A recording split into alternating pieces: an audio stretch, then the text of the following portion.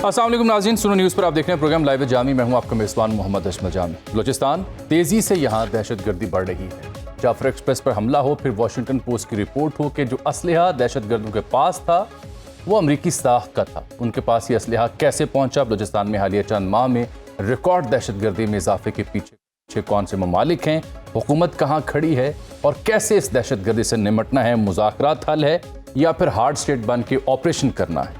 यही नहीं, फिर हम देखते हैं कि मारंग बलूच वो कहाँ हैं, सवाल उठ रहे हैं। साथ अख्तर मेंगल साहब, 20 दिनों से धरना जारी था, आज किन शराइत पर धरना उन्होंने ख़त्म किया? मौलाना हिदायतुर रहमान गवादर के हकूक़ की तहरीक लेकर सरापे एहतजाज मुसलसल हमें दिखाई देते हैं। और इसके अलावा जो मादनियात का बिल वहाँ से खैबर बलूचिस्तान में पास हुआ, उसके ऊपर हामिद रजा साहब का बलूचिस्तान सरकार पर बड़ा इल्ज़ाम है कि ये तनख्वाहों में इजाफे का बिल था, इसका धोखा दे के मुबैना तौर पर यह बिल मंजूर करवाया गया। आज मौलाना फजल रहमान भी इस बिल के मुखालिफ बोल रहे थे और सूबे के जो वसाइल हैं वो भी ज़ेर बहस आते हैं। हालिया सर्वेस के मुताबिक जो NRL नामी कंपनी है उसने चागी में सोने और तांबे के बड़े ज़खायर की निशानदेही की है। बलूचिस्तान से अगर ये ज़खायर निकलते हैं तो कैसे मुल्क की किस्मत बदल सकती है? बलूचिस्तान यूनिवर्सिटी एक माह क्यों बंद रही? 80 अरब से ज़ायद की सरमायाकारी के बावजूद, तरक्याती बजट के बावजूद बलूचिस्तान में जो शोबा सेहत है वो ज़ुबू हाली का शिकार क्यों? अनगिनत सुलगते सवालात और उनका जवाब जानने के लिए हमने रुख किया है, ज़हमत दी है बलूचिस्तान के वज़ीर-ए-आज़म मीर सरफराज बुगटी साहब को। बुगटी साहब, बहुत शुक्रिया, आपने हमें वक्त दिया। अख्तर मेंगल साहब ने आज धरने को ख़त्म करने का ऐलान किया और फिर साथ एहतजाज की एक नई हिकमत अमली भी उन्होंने मुतारिफ करवाई कि बलूचिस्तान भर में वो रैलियाँ निकालेंगे। पहले तो ये बताएं, ये धरना कैसे ख़त्म हुआ? क्योंकि इससे पहले भी हमने देखा कि ज़ोहर बल्दी साहब या दीगर वफूद हूँ वो उनकी खिदमत में पहुँचे, लेकिन बातचीत नहीं बनी। ये बातचीत के नतीजे में धरना खत्म हुआ है या वजह कुछ और है जो अभी तक डिस्क्लोज ना मेंगल साहब कर रहे हैं ना हुकूमत कर रही है? देखिए, बातचीत के नतीजे में तो नहीं हो सका, मुझे बड़ा इसका दुख है। हालांकि हमने बार बार सरदार साहब के साथ मुज़ाकरात करने की कोशिश की। दो के उनका जो पॉइंट ऑफ व्यू था वो पहले दिन से उनके 3 मुतालबात थे कि या तो मारंग को छोड़ दिया जाए या मुझे क्वेटा आने दिया जाए या फिर मुझे गिरफ्तार किया जाए। तो हमने बार बार उनसे मुज़ाकरात किए, लेकिन उन्होंने मुज़ाकरात के नतीजे में नहीं, खुद ही ये फैसला किया है। दो के खुश आइंद है कि उन्होंने ये फैसला किया, उन्होंने अपना धरना ख़त्म किया। कुछ दिन पहले आपने सोशल मीडिया पे एक बड़ी खूबसूरत वीडियो शेयर की जिसमें इस बात पर आपने इजहार किया कि एक बच्ची बलूचिस्तान हुकूमत की जानिब से दी गई स्कूटी जो है वो चला रही है और कहा कि बच्चियों को बाइख्तियार बनाना आपका ख्वाब है, आप वुमेन एम्पावरमेंट के बड़े हामी हैं। लेकिन दूसरी जानिब आपकी हुकूमत ही ख़वातीन को गिरफ्तार कर रही है, जेलों में डाला जा रहा है। फिर लोग हक बजाने बने पूछने में कि ये बेटियां या बहनें नहीं हैं और मारंग बलोच कहाँ है? अजमल साहब, देखें, पूरे पाकिस्तान की जेलों में ख़वातीन जेल में हैं। ऐसा नहीं है कि सिर्फ बलूचिस्तान में ख़वातीन जेल में। जो जुर्म होता है उसका कोई जेंडर नहीं है और ये फ़ैसला अदालतों ने करना है कि मुल्ज़िमान में से कौन मुल्ज़िम है, कौन मुजरिम है। तो मारंग बलोच इस वक्त अपने जेल में हैं और उसके पीछे एक बैकग्राउंड है। वो बैकग्राउंड ये है कि जब हार्डकोर टेररिस्ट मारे जाते हैं तो हमारा लॉ हमें ये कहता है कि जब आप टेररिस्ट लेकर आएँ, उनकी डेड बॉडीज़ लेकर आएँ तो उनको उनके DNA कराएँ, उनकी मैचिंग कराएँ और उन फैमिलीज़ के हवाले करें।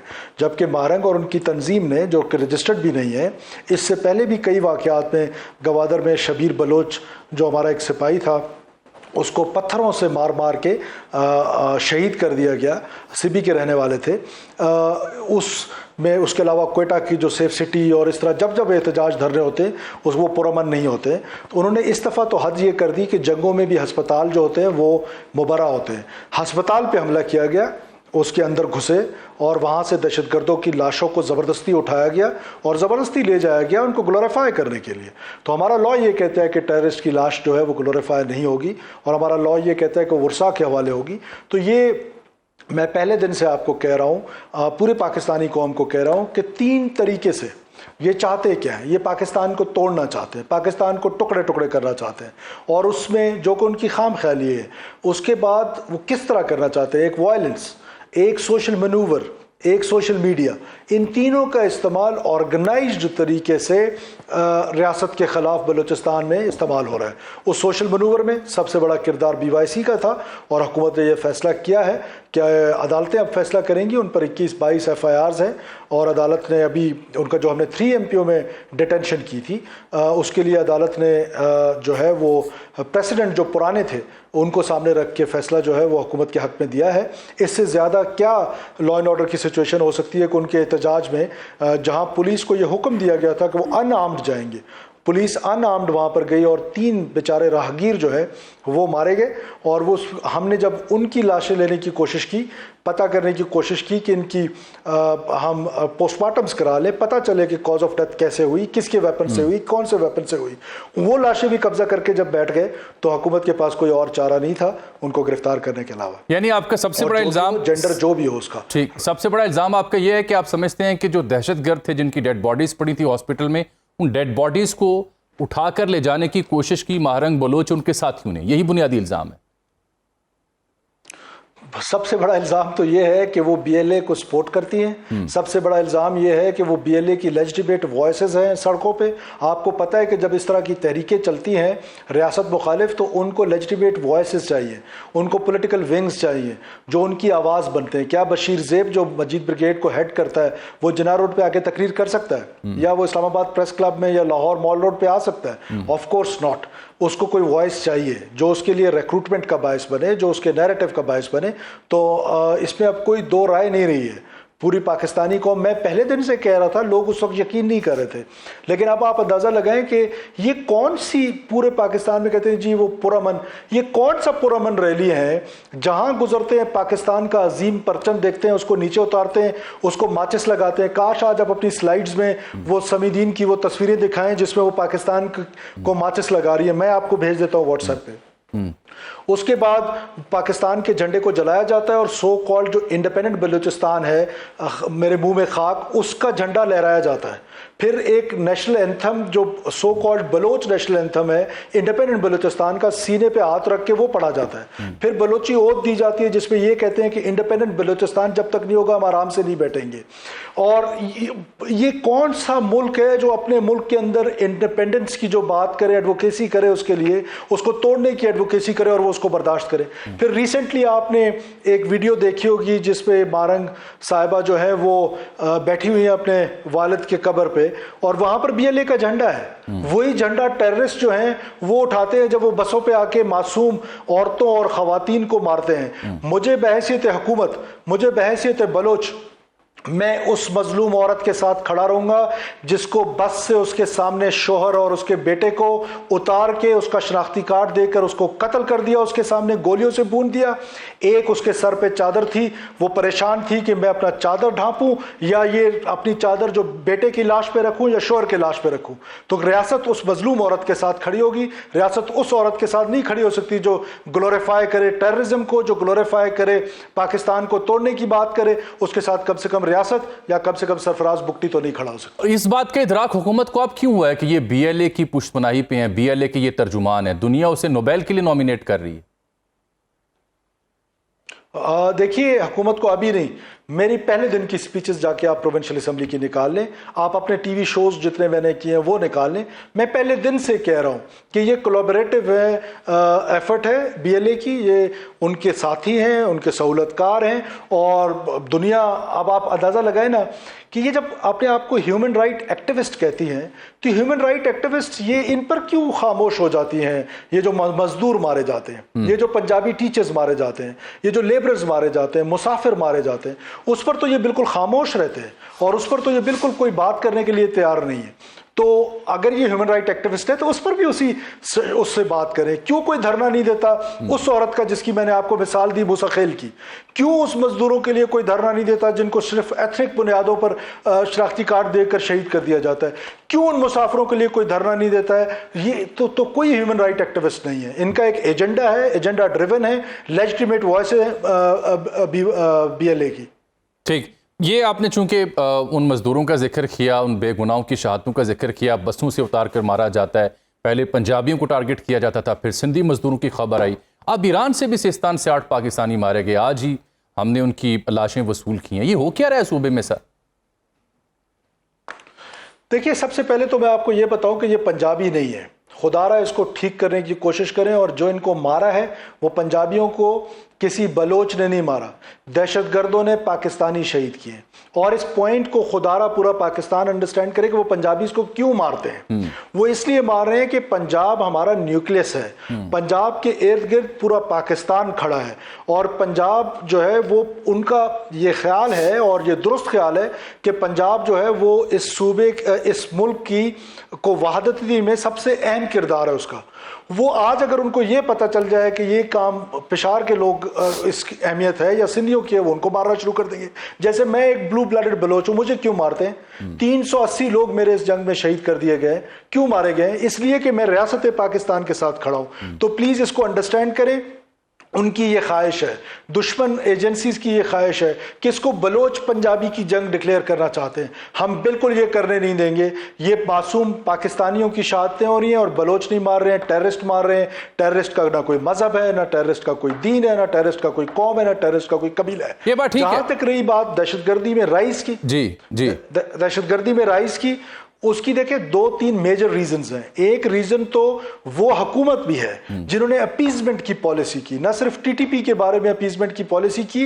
ये जो दहशतगर्द हैं जिनको वो ये जो कौमपरस्ती के नाम पर वायलेंस कर रहे हैं, इनको भी अपीजमेंट की पॉलिसी के तहत चलाया गया। लोगों को जेलों से छोड़ा गया और उन्होंने दोबारा जाके कैंप्स बनाया। I can provide you the list जिन्होंने जाके दोबारा कैंप्स बनाए। आप कह रहे हैं कि मुफ्ती साहब बड़ी इंपॉर्टेंट बात आप कह रहे हैं। हमने तो केपीके के हवाले से ये बात सुनी थी, बलूचिस्तान में आप फरमा रहे हैं कि यहां भी कुछ लोगों को जेलों से छोड़ा गया उसके मुसालियत के नाम पर, मसलियत के नाम पर। न सिर्फ जेलों से बल्कि अफगानिस्तान से ला के आबाद किया गया। आप ये अपीजमेंट, क्योंकि देखें ना, ये किस दौर की बात है? मेरा जो दुखड़ा मैं बता रहा हूं आपको, ये पिछली हुकूमत जब इमरान खान साहब की हुकूमत थी, मैं उनसे मिलने भी गया था। मैंने उनको भी ये रिक्वेस्ट की कि जी डोंट डू दिस। अब आप सुने मेरा मसला क्या है, मेरा दुखड़ा क्या है। मैं यही तो पहले दिन से चीख रहा हूं, पुकार रहा हूं, पाकिस्तानियों, violence in the name of religion is terrorism. Violence in the name of this so called कौम परस्ती, इसको डिफरेंट ट्रीट करते हैं। खवारिज मुल्ला जो है उसकी गोली डिफरेंट है और इसकी गोली डिफरेंट है जो बीएलए की है। क्यों आप इस वायलेंस को डिफरेंटली ट्रीट करते हैं और पूरा नेशन इसको डिफरेंटली ट्रीट करता है? या जिससे बात करो जी मुज़ाकरात, किससे मुज़ाकरात करें? वो आपको कोई एम्बुलेंस सर्विस चला रहे हैं, कोई जरगा कर रहे हैं बीएलए वाले जो उनके साथ जाके मुज़ाकरात कर रहे हैं, वो आपको मार रहे हैं। वो खुद कह रहे हैं कि हमने पाकिस्तान को केक की तरह काटना है, तोड़ना है, और हम यहां पर बैठे हुए ड्यूल माइंडसेट पे बैठ के कंफ्यूजन पूरे पाकिस्तान में क्रिएट की हुई है। वायलेंस कभी दुनिया में डिफरेंट तरीके से ट्रीट हुआ है? ये नहीं, आपका जो फिलॉसफी है, वो बुनियादी जो फलसफा है वो तो काबिल फहम है। दुरुस्त बात आप कर रहे हैं कि दहशतगर्दी इस सूरत में हो या उस सूरत में हो, बहरहाल वो दहशतगर्दी है होनी, यही तारीफ इसकी होनी चाहिए। कन्फ्यूजन जब पैदा होती है तभी हम ये सब कुछ भुगतते हैं जिसकी जानिब आप इशारा कर रहे हैं। लेकिन मेरा मसला वो है कि जो आपने इशारा किया कि पिछले दौर में बलूचिस्तान में भी दहशतगर्दों को छोड़ा गया, किसको छोड़ा गया है, कब छोड़ा गया है, किन लोगों की बात आप कर रहे हैं? बहुत सारे उनकी लिस्टें हैं, बहुत सारे। ये जो बीआरए के लोग थे उसमें से I can provide you the list कि जिसमें बहुत सारे लोगों को उस हुकूमत पे छोड़ा गया। ये अपीजमेंट की जो पॉलिसी होती है ना, ये हमेशा टेररिस्ट को फायदा देती है। टेररिस्ट रीऑर्गेनाइज होते हैं, रीस्ट्रेंथन होते हैं, रीग्रुप होते हैं और फिर आप पर हमलावर होते हैं। तो ये अपीजमेंट की पॉलिसीज कोई एक दफा नहीं हुई है, कई दफा हुई है। अगर आप देखें ना कि अभी रिसेंटली कोई क्रिकेट का मैच हुआ, उसमें एक बहुत बड़ी तस्वीर नवाब अकबर खान बुगटी की लगाई गई। उनके साथ एहतराम है, ज़ाहिर है, मेरी अपनी पर्सनल अपनी जगह पर बड़ी शख्सियत थे, लेकिन क्या उन्होंने स्टेट ऑफ पाकिस्तान के खिलाफ आर्म्स नहीं उठाए? क्या उन्होंने 21 जून 2002 को पहला फरारी कैंप नहीं बनाया? फरारी camp means miscreants camp, terrorist camp. क्या उस वक्त कोई फौजकशी हो रही थी? क्या उस वक्त कोई मिलिट्री ऑपरेशन हो रहा था? Answer is no. तो हम असल में चीज़ों को, बलूचिस्तान को अंडरस्टैंड करने के लिए तैयार भी नहीं है। और दूसरा, ये जो स्टोरी टेलिंग है, वो स्टोरी टेलिंग भी किसी ने नहीं की। 30 साल 40 साल जिन लोगों ने यहाँ पर पंजाब में, खास तौर पे पंजाब में जो स्टोरी टेलिंग की है, वो वन साइडेड स्टोरी थी। बलूचिस्तान की तारीख इससे मुख्तलिफ है जो आप लोगों को बताई गई है, जो टीवी पे बार बार रिपीट की गई है। तो अब हम कोशिश कर रहे हैं कि थोड़ी बहुत लोगों को एजुकेट करें कि वायलेंस जो है उसकी रीजंस ये नहीं है, डेवलपमेंट। सरफराज साहब, मीर सरफराज बुगटी साहब, आपका नुक्ता नजर अपनी जगह काबिल एहतराम है, लेकिन जैसे अकबर बुगटी साहब को डील किया गया, उनके ऊपर जो भी इल्जाम है या जो भी इख्तलाफ है आपको उनसे, जैसे the way he was dealt, वो आज भी पॉलिटिकल कंसेंसस है पूरे पाकिस्तान में कि ये अप्रोच गलत थी जिस तरह से उन्हें डील एंड पे किया गया है, और उसका खुमियाजा हम आज भुगत रहे हैं। तो बैतुल्ला महसूद को जो एंड हुआ था वो भी गलत था, फिर ये कह दें आप। स्टेट ऑफ पाकिस्तान के अगेंस्ट आर्म्स कल सरफराज बुगटी उठाए, सुन ले प्लीज, कल स्टेट ऑफ पाकिस्तान के अगेंस्ट आर्म्स सरफराज बुगटी उठाए, अजमल जामी उठाए, कोई और उठाए, तो स्टेट ऑफ पाकिस्तान के खिलाफ आर्म्स उठाए तो फिर बैतुल्ला महसूद का भी कहना शुरू कर दे कि बड़ा गलत था। ठीक, मैं तो उसको डिफरेंट ट्रीट करते हैं। आपकी राय अभी कई और मौजूद अभी बाकी हैं सूबे से जुड़े जो मैंने आपकी खदमे में रखनी है। नाज़रीन छोटी सी मैं एक ब्रेक ले रहा हूँ, ब्रेक के बाद वापस आएँ, कहीं ना जाइए। मीर सरफराज बुगटी साहब, चीफ मिनिस्टर बलूचिस्तान, हमारे साथ आज के इस प्रोग्राम में शरीक गुफ्तगू है। बुगटी साहब, आपने कुछ देर पहले जब जिक्र किया जिन लोगों को गिरफ्तार कर रखा है, मारंग बलोच और दीगर, तो आपने कहा अदालतों में मामला है। अदालतों का जब हम एनालिसिस करते हैं, मुझे भी खासा मौका मिला है बलूचिस्तान जाने का, टूलर्स में फिरने का, तो सबसे जो यानी पुअर परफॉर्मेंस है डिस्पेंसेशन की, इंसाफ फ्राहम करने की या ऐसे हार्ड कोर इशूज़ को डील करने की, वो बलूचिस्तान में है या खैबर पख्तूनख्वा में है। और अक्सर लोग जो हैं वो ट्रायल के बाद उनकी मुक्ति हो जाती है, बरी हो जाते हैं। तो अदालती इस्लाहात के लिए भी आपने कुछ किया या नहीं? देखिए, ये बहुत इंपॉर्टेंट सब्जेक्ट है। प्रोसिक्यूशन जो है वो सबसे इंपॉर्टेंट होती है किसी भी मुजरम को सज़ा दिलाने में। और आप सुन के हैरान होंगे कि हमने पहली दफ़ा आकर, जहां उनका 10 करोड़ बजट था प्रोसिक्यूशन डिपार्टमेंट का, हमने उनको 1 बिलियन रुपीस दिए। और ये भी सुन के खुश हो गए कि पहली दफ़ा 100% वो इसको इम्प्लीमेंट भी कर रहे हैं और उसको और स्ट्रेंथन कर रहे हैं। और आने वाले बजट में हमने फैसला किया कि हम अपने इस डिपार्टमेंट को और स्ट्रेंथन करेंगे ताकि लोगों को इंसाफ मिलने में आसानी हो और मुजरिम को सज़ा मिलने में आसानी। मैं आपसे एग्री करता हूँ कि बहुत इस तरह के मसाइल हैं कि जो इस वजह से भी स्पॉइल हो रहे हैं। बलूचिस्तान में मैं इसकी वजाहत कर देता हूँ, जब भी हमने वहाँ पे जाके मुकामी इदारों, सिक्योरिटी इदारों से बात की, वो बताते हैं इतने दहशतगर्द हमने पकड़े, और जब अदालतों में दिया जाता है उन्हें रिलीफ मिल जाता है। खौफ है, डर है अदालतों को, प्रोसिक्यूशन को, जिस वजह से ये लोग फिर फ्री हो जाते हैं। ये भी एक अलमिया रहा है। इसकी तनाजुर में मैंने आपसे ये सवाल पूछा था, लेकिन जाफर एक्सप्रेस का जो अभी अफसोसनाक वाक़या पेश आया उस तनाजुर में भी आपसे बात करना चाह रहा हूँ। वाशिंगटन पोस्ट की रिपोर्ट आई है कि इनके पास जदीद अमरीकी असलहा था। ये BLA के या दीगर दहशतगर्दों के हत्थे ये असलहा कैसे चढ़ा सर? देखिए, पहले तो इसको अंडरस्टैंड करें। मेरी अंडरस्टैंडिंग ये है कि US ने जब अफगान नेशनल आर्मी को ट्रेन किया, उनको इक्विप्ड किया, तो वो शायद इस थिंकिंग में थे कि ये लोग अगले 10 साल, 15 साल, 20 साल या 5 साल या 2 साल रेजिस्ट करेंगे और अपनी आर्मी या अपनी स्टेट को चलाएंगे। लेकिन वो 72 घंटे भी रेजिस्ट नहीं कर सके। जब वो रेजिस्ट नहीं कर सके तो वो जो वेपनरी था, जो गैजेट था, वो सारा ब्लैक मार्केट पे ओपन हो गया। और ब्लैक मार्केट में जब हो गया तो वहाँ अफगानिस्तान से ये BLA को मिलने लग गया। अब अफगानिस्तान की जो इंटरिम हुकूमत है, उन्होंने दोहा में पूरी दुनिया से एक वादा किया है, और उनको बार बार ये वादा याद दिलाना चाहिए कि आपने पूरी दुनिया से वादा किया है कि आपकी रियासत या आपकी सरजमीन किसी और मुल्क के खिलाफ इस्तेमाल नहीं होगी। लेकिन बदकिस्मती के साथ वो इस्तेमाल हो रही है। उसकी सबसे बड़ी मिसाल तो ये वेपनरी है, जो गैजेट है। और ये बिल्कुल वाशिंगटन पोस्ट की जो रिपोर्ट है वो ठीक है कि ये बहुत बड़ी तादाद में ये गैजेट्स उनके पास है। अभी रिसेंटली नोशकी पे एक अटैक आया जिसमें 2 के करीब दहशतगर्द जानम वसल हुए। उन दोनों के पास जो वेपन था वो अमेरिकन वेपन था, और उनके ऊपर जो गैजेट्स थे वो गैजेट जो है वो थर्मल बिजली के थे और बड़े सोफिस्टिकेटेड किस्म के वेपन थे। बिल्कुल ठीक। उनको ये जो आप प्राइस देते हैं उसकी एक रीजन ये भी है। बिल्कुल ठीक, बिल्कुल ठीक। मैं अब आपसे बलूचिस्तान में जो हुकूमती रेट है और नो गो एरियाज का मसला है, area A, area B, Balochistan में क्या वाकई अभी भी नो गो एरियाज हैं? क्योंकि कई आपके जो सियासतदान हैं वो जो इस्लामाबाद लाहौर रुख करते हैं तो निजी महाफिल में कहते हैं कि आपको इल्म ही नहीं है कि फ़लाँ ज़िले में तो आप जा ही नहीं सकते शाम के बाद, और ये जो पुलिस का एरिया लगा दिया है, बाकी जगहों पुलिस की रेट नहीं है, ये सबसे बड़ा तनाज़े की वजह है।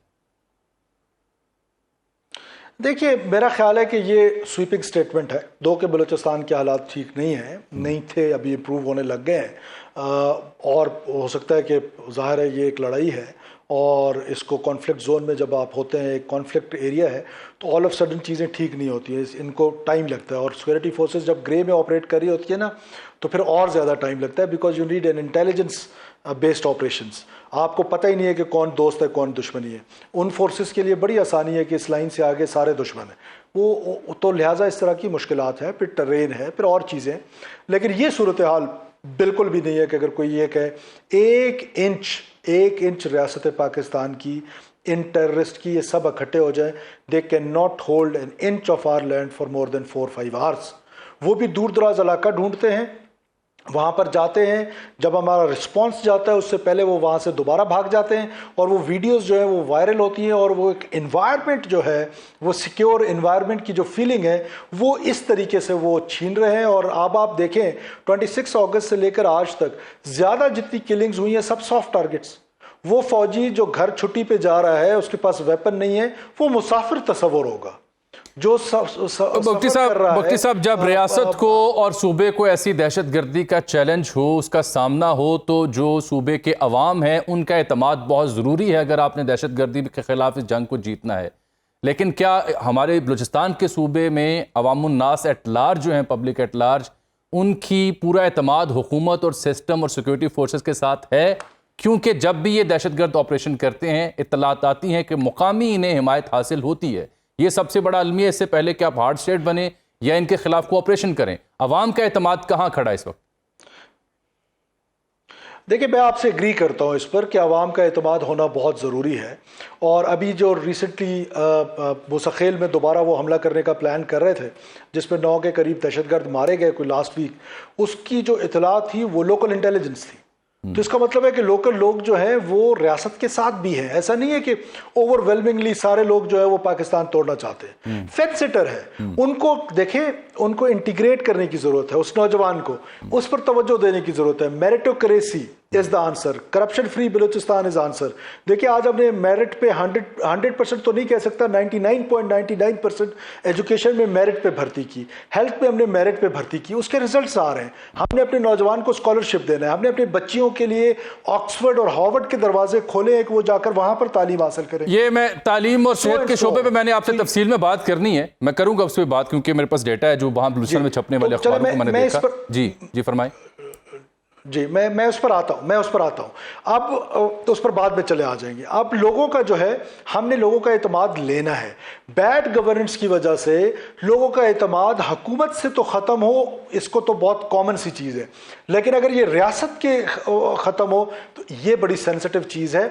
इस पर हुकूमत बलूचिस्तान काम कर रही है, शब रोज़ मेहनत कर रही है, और इंशाअल्लाह ताला हमारा वो नौजवान, यही सबसे बड़ा अलमिया है सर, यही सबसे बड़ा अलमिया है कि सियासी तजुर्बागाह, सियासी लेबॉर्ट्री सबसे ज्यादा बलूचिस्तान में लगती है, और पूरा पाकिस्तान जानता है, बलूचिस्तान जानते हैं कि वहां क्या होता है। हत्ता कि मैं आपको प्रोग्राम के दौरान अर्ज करता हूं कि आपकी अपनी वजारत आला या आपकी अपनी हुकूमत के खिलाफ पिछले चंद हफ्तों में क्या कुछ साजिशें नहीं हुई, और आप भी उनके प्रीवी होंगे। तो यहाँ पे किसी हुकूमत को वो मैंडेट मिलता ही नहीं, यहाँ पे सियासी तजुर्बागाह बंद ही नहीं होती, तो अवाम का एतमाद खाक होगा सर।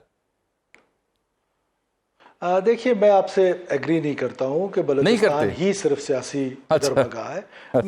गुजारिश सुन ले, अगर आर्गुमेंट कंप्लीट करें दें। तमाम सूबों में सियासी तजर्बे हुए हैं, तमाम सूबों में सियासी जमातें जो हैं वो डिफरेंट तजर्बों से गुजरी हैं, तो बलूचिस्तान भी उनमें से एक का हिस्सा है।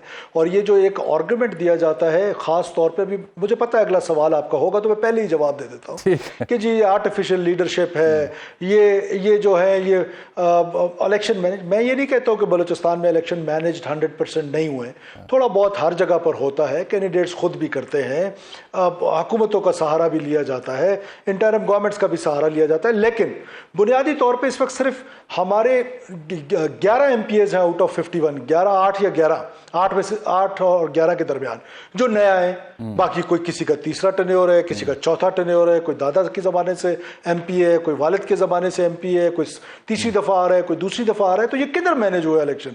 साउथ में डॉक्टर अब्दुल मालिक बलोच साहब MP हैं, फुलिन बलोच साहब जो है वो MNA हैं, रहमत बलोच साहब पंजगूर से जो है वो MP हैं। ये नेशनलिस्ट लोगों की बात कर रहा हूँ मैं। उसके बाद असद बलोच साहब जो है वो वहाँ पर MP हैं, हदायतुर रहमान साहब गवादर से हैं। तो ये इलेक्शन मैनेज हुआ है, मैनेज हुआ का है? तो ये तो सिर्फ परसेप्शन और प्रोपेगेंडा टूल के तौर पे इसको इस्तेमाल किया जाता है। चलिए, आप कह सकते हैं आप हुस्न ज़न रखने वाले हैं, तो अच्छी बात है, हुस्न ज़न रखना चाहिए। अच्छा हजरत, ये आपने माइंस एंड मिनरल जो एक्ट है वो अप्रूव करवाया अपनी असेंबली से रिसेंटली, और उसको मैंने देख रहा था बलूचिस्तान असेंबली की वेबसाइट पे वो पड़ा हुआ है।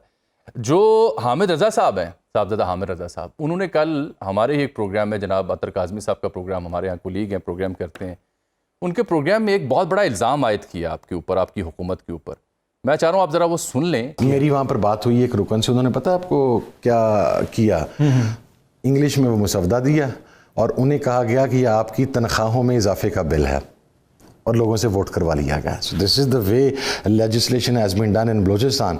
तो इस धोखे से ये जो एक्ट है ये पास करवाया गया है बलूचिस्तान असेंबली से, ये इल्ज़ाम लगाया ऑन रिकॉर्ड साहबजादा हामिद रजा साहब ने। तो आपने क्यों अंग्रेज़ी मुश्किल लिखी और क्यों तनख्वाहों का लालच दे के तो ये बिल मंजूर करवाया सर? कितना कितना दुख होता है, कितने सीजनड और पॉलिटिशियंस जो हैं वो इस तरह की आके बात कर जाते हैं और लोग उसको बाय भी करते हैं। अब मैं आपको बताता हूँ इसका सारा बैकग्राउंड। Ji please. जिस दिन ये माइंस एंड मिनरल्स का बिल आया, हमारे मिनिस्टर साहब की ये ख्वाहिश थी, शोएब नौशरवानी साहब की, कि हम इसको कमेटी में नहीं भेजते, हम इसको जल्दी पास करते हैं बिकॉज फेडरल गवर्नमेंट एक मिनरल समिट करने जा रही है, हम चाहते हैं कि उससे पहले ये बिल पास हो जाए।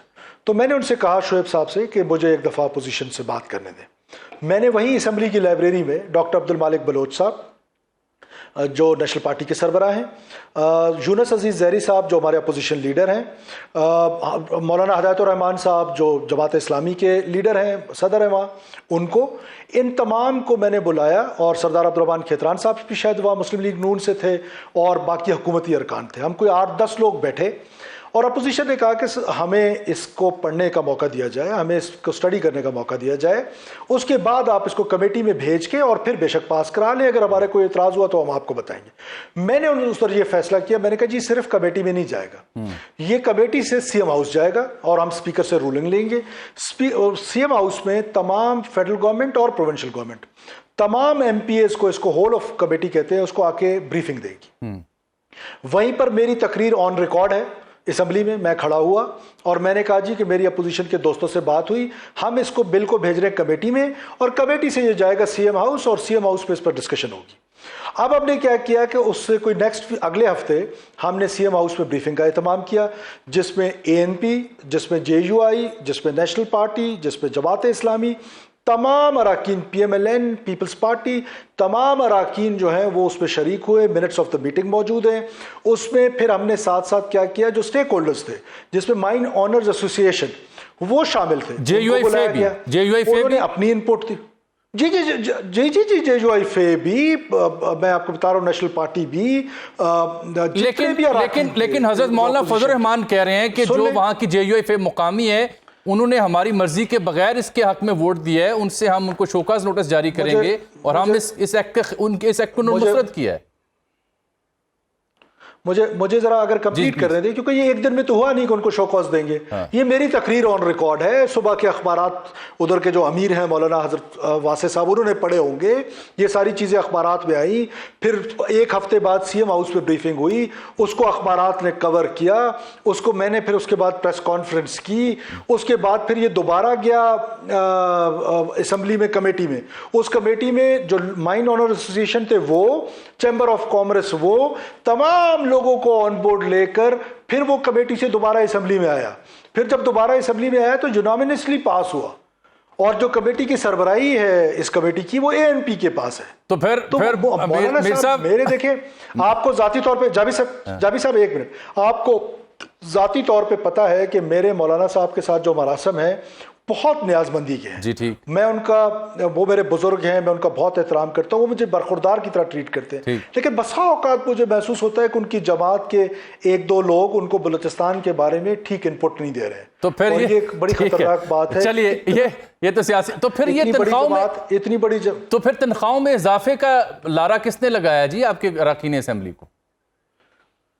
ना तनख्वाह में इजाफे का कोई बिल असेंबली में आया है, ना कैबिनेट में। एक तरीकाकार होता है, एक असेंबली मूव होती है, फिर चीफ मिनिस्टर उसकी अप्रूवल देता है, फिर वो असेंबली कैबिनेट पास करती है। तो आप जाकर रिकॉर्ड चेक करें कि जब से हम हुकूमत में आए तनख्वाहों के इजाफे का कोई जिक्र ही नहीं है। एक छोटी सी साहबजादा साहब ने कह दिया, बस कह दिया। चलिए छोटी सी एक ब्रेक ले रहा हूँ, आपकी खिदमत दोबारा वापस आ रहा हूँ नाज़रीन मेरे साथ। वेलकम बैक नाज़रीन, हमारे साथ आज के प्रोग्राम में शरीक गुफ्तगू हैं चीफ मिनिस्टर बलूचिस्तान मीर सरफराज बुगटी साहब। बुगटी साहब, बलूचिस्तान के मुकामी अखबारात का मैंने जायज़ा लिया, वहाँ से मुकामी सहाफ़ियों से रब्ता रहता है, मुझे बहुत पसंद है ये सूबा, बड़ा ताल्लुक़ है सूबे से। नोट मैंने ये किया है सर कि सेहत का जो शोबा है आपके यहाँ बहुत बुरा हाल, 80 अरब एलोकेट करने के बावजूद जो वहाँ पे रोज़नामा आज़ादी जो ख़बरें छापता है वो पढ़ने से ताल्लुक़ रखती हैं, दिल दुखता है। क्यों ना एहसास महरूमी हो अहले बलूचिस्तान को कि DHQs की और THQs की हालत ज़ार क्या है? देखिए जामी साहब, यही बात तो मैं पहले दिन से कह रहा हूँ। ये 80 अरब की बात सबसे पहले मैंने कौम के सामने रखी कि हम 80 अरब रुपए हेल्थ डिपार्टमेंट में देते हैं और खर्च नहीं होता। कसूर किसका है? कसूर किसी पंजाबी का तो नहीं है, कसूर रियासत का तो नहीं है। अब 80 अरब रुपए के अलावा मैं आपको और एक इंकशाफ और करूँ कि हमारे जो सरकारी मुलाजमीन हैं उनका इलाज जो है वो जो इलाज ना हो सके वो बाहर होता है, आगा खान में होता है या बाकी डिफरेंट हॉस्पिटल्स में होता है। नंबर 1 पे जो पिछले साल हमने आगा खान में इलाज कराया है वो सिक्योरिटी फोर्सेस का, ज़ाहिर है होम डिपार्टमेंट का, क्योंकि वो ऑपरेशंस में जख्मी होते हैं। नंबर 2 पे हेल्थ डिपार्टमेंट खुद है।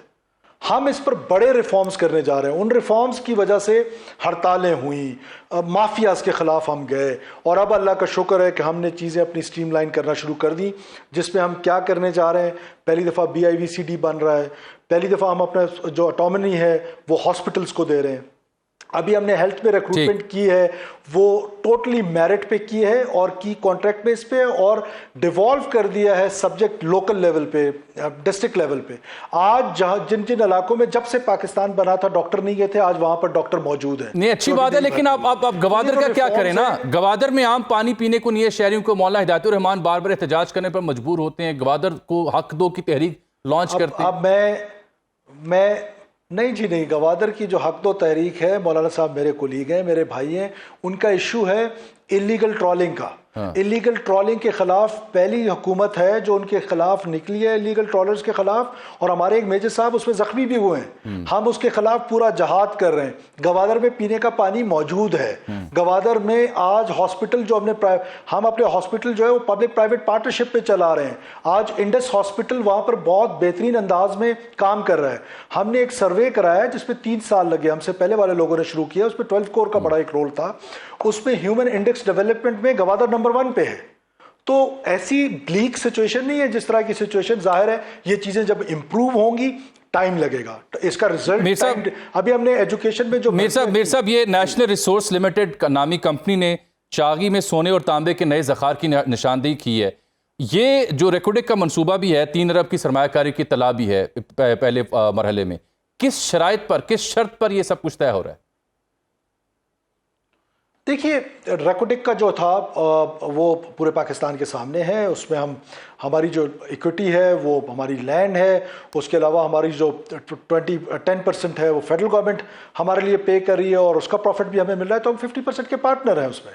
सिमिलरली जो 2 किस्म की माइनिंग होती है बलूचिस्तान में, एक लार्ज स्केल माइनिंग है। जाहिर है लार्ज स्केल माइनिंग की कैपेसिटी ना हुकूमत की है ना लोकल इन्वेस्टर्स की है। उसमें अब जो अच्छी चीज़ सामने आ रही है वो ये आ रही है कि लोकल जो इन्वेस्टर्स हैं उनका कंसोर्शियम बनता हुआ मुझे नज़र आ रहा है, जिससे लोकल इन्वेस्टर जो है वो इनकरेज होगा। तो हम तो लोगों को वेलकम कर रहे हैं कि वो आएँ, रेकोडेक के लाभ से लार्ज स्केल माइनिंग करें। स्मॉल स्केल माइनिंग जो है वो लोकल लोग करते हैं, वो लोकल लोगों का हक है, वही उसको कर रहे हैं। लार्ज स्केल अभी इस वक्त तक सवाल मेरे पास अनगिनत हैं, लेकिन वक्त मेरा खत्म हो रहा है। ये बताएं कि बलूचिस्तान यूनिवर्सिटी 1 महीने से क्यों बंद थी? खुल गई है क्या? जवाब मेरे पास भी अनगिनत है, लेकिन मजबूरी है कि आपके पास वक्त नहीं है। क्वेटा तशरीफ ले आए, आपके साथ हम सीरीज ऑफ प्रोग्राम करेंगे, क्योंकि बड़ा अरसा हुआ है आप क्वेटा नहीं है। आपके दोस्त क्वेटा थे तो आप आते थे, आज हम क्वेटा हैं तो आप क्वेटा नहीं आ रहे। आपको पता है मैं किसकी बात? मैं सर, हमारे दोस्त सभी हैं। जो भी इस मुल्क की खिदमत कर रहा है वो हमारा दोस्त है सर। हम दिल से उनका एहतराम करते हैं, जो भी हमारे दोस्त खिदमत कर रहे हैं। बेशक आप कर रहे हैं, और करें। वो हमारे कॉमन दोस्त है, लेकिन आपको क्वेटा आना चाहिए। मैं इंशाल्लाह आपकी खिदमत में हाजिर हूँगा। मीर साहब, आपने हमें वक्त दिया, बहुत बहुत शुक्रिया आपके कीमती वक्त का। बहुत से मामला रेकोडेक से जुड़े हुए, मिनरल समट से जुड़े हुए, सूबे के वसाइल के हवाले से, लेकिन वक्त कम था, सवाल ज़्यादा थे। आपने गुफ्तगू देखी। मीर सरफराज बुक्की साहब की इजाज़त दीजिए। अल्लाह हाफ़िज़।